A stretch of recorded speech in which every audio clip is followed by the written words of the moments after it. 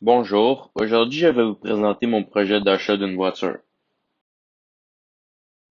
Pour débuter, j'ai choisi d'acheter une Toyota Corolla X RS 2009 avec un prix de départ de 4 000 $, avec des frais de TVQ qui font monter le prix de la voiture à 4 400 $.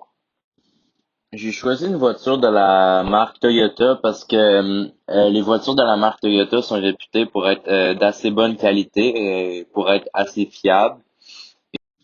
Et la voiture en tant que telle a 80 000 de kilométrage, ce qui est plutôt raisonnable. Pour son montage financier mensuel, premièrement, son crédit, s'il est mis sur 2 ans, ça va avec un taux d'intérêt de 5,99%, ça devrait lui coûter environ 195 par mois. Deuxièmement, pour tout ce qui est cette dépense en termes d'essence, sachant qu'il fait environ 200 kilomètres par semaine, cela va monter à 800 kilomètres par mois et devrait lui coûter environ 52 d'essence par mois.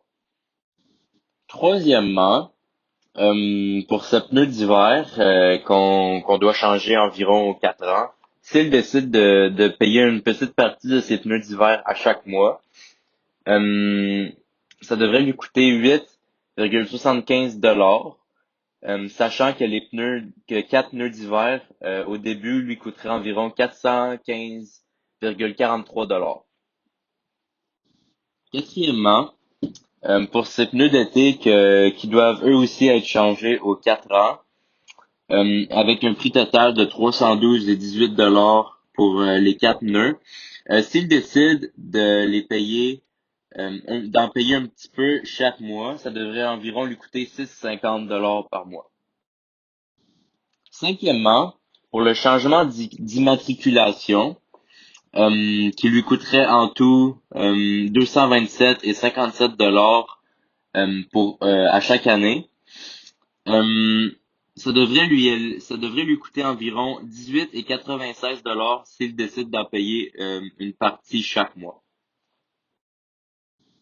Sixièmement, pour le permis de conduire qui doit lui aussi être renouvelé à chaque année, ça devrait lui coûter, ça coûte en tout 86,34 $ et ça devrait lui coûter environ 7,20 $ pour chaque mois.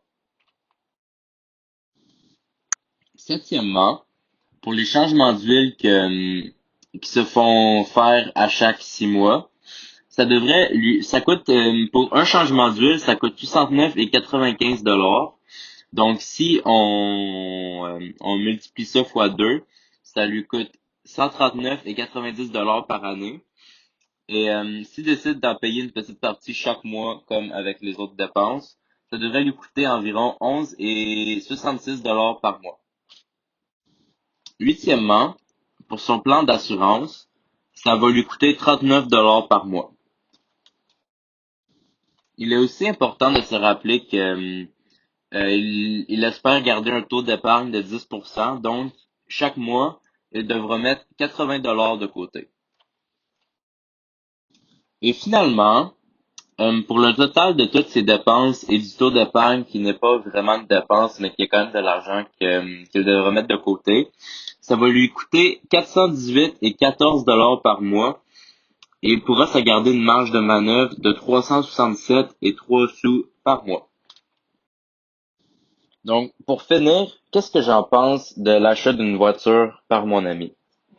Je crois que c'est quand même un projet réaliste parce que il aurait les fonds pour s'acheter sa voiture. Il aurait assez d'argent pour payer toutes les dépenses qu'une voiture pourrait amener. Et il aurait assez d'argent pour pouvoir se payer les crédits de la banque. Mais il ne faut pas oublier que c'est un projet qui peut être assez risqué, euh, financièrement parlant, et qui est quand même assez dispendieux selon ses revenus.